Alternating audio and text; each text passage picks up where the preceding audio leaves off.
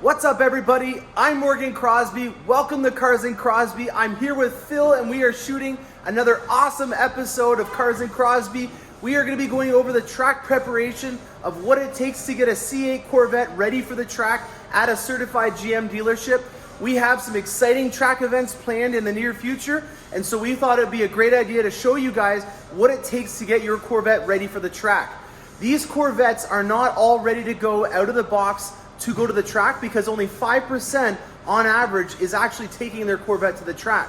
So a lot of the alignments and calibrations that they do on these Corvettes are not geared towards that based on the amount of people that are going. So Phil behind me right now is doing the alignment where we are going to be calibrating the suspension with the right camber and toe adjustments.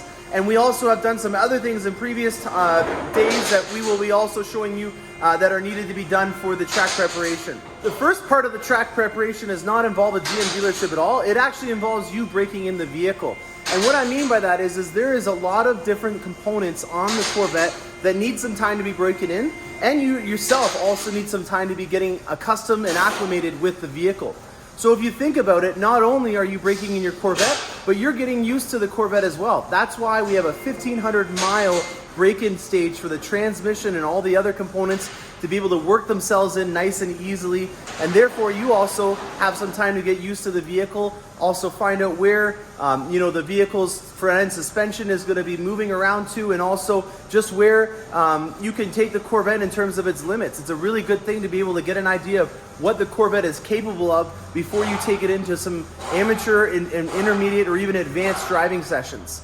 So the break-in stage I've already covered a couple of times in previous videos, so we're just going to do a quick recap on that. The first component of the break-in stage with a Corvette is your tires. They come from the factory with a hard outer coating. That's because they vulcanize them in a kiln, and when they do that, there's a hard coating that feels almost like you're driving on water, especially if you're having any steering input and you apply throttle.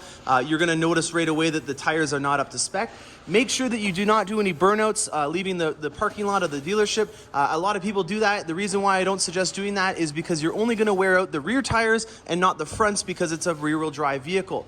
The brakes are the second component, and what you're going to be doing with those is you're going to burnish the brakes. When you burnish the brakes, we use a system called cadence braking, where you're going to get up to about highway speeds on a safe road, make sure that there's no one behind you, and what you're going to do is you're going to apply about 80% brake pressure to your C8. You're not wanting to lock the vehicle up, but you're wanting to do this about 8 to 10 times to get these vehicles' brakes lined up. The pads and the rotors do not have a good connection yet, and what you're trying to do is you're going to try to get a nice pop, a nice bite out of those brakes. When you're tracking the vehicle, having a nice bite is the most important thing in terms of trying to be able to save track time around corners. When you have the vehicle's brakes in a very soft, spongy, more street mode, it is not going to help you because you don't want a gradual slow stop. You want a nice, quick, easy way to shave off 10 or 15 miles before you go into a corner. The next component is the break-in oil change, which I've also covered in another video that Phil has done. With that video, you'll see the process of making sure that the break-in oil is removed, and that is done at 800 kilometers or 500 miles. The last part of that is going to be just making sure that everything is settled in the powertrain for the remaining 1,500 kilometers. So 1,000 kilometers after your oil change, 1,000 miles after your oil change, you're going to be finally ready to do a track preparation. And the reason why we have that additional amount is, again, for the powertrain, but more importantly, just so that you can get acclimated with the vehicle. There's a lot of things on this vehicle that you want to make sure that you're aware of, and by having the extra 1,000 miles of driving on it is going to give you a lot more time to have some one-on-one and learning what the limitations are of your C8 Corvette. Another component of the braking stage has to do with the brakes, and that is the fluids. The fluids on this vehicle do not have the capacity to be able to hold a dry boiling point that will meet the standards of what this vehicle can do on the track. When you have this vehicle in a track preparation, you need to put at least a dry boiling point of 590 degrees Fahrenheit. And the reason why we're doing that is because, again, when you're applying brake pressures in a continuous format, especially if you're in a warmer climate, you're gonna have the brake fluid boil. I personally use Castrol SRF. There is a huge limitation on the amount of it that you can get. So Motul 600 or 660 is another alternative, because what you have from the factory is not going to work if you're doing aggressive lapping. On this vehicle, it is not able to have any silicone-based brake fluid in it, which is a DOT5 brake fluid. So make sure that you're looking for a DOT4 that has a high dry boiling point of around 590 degrees.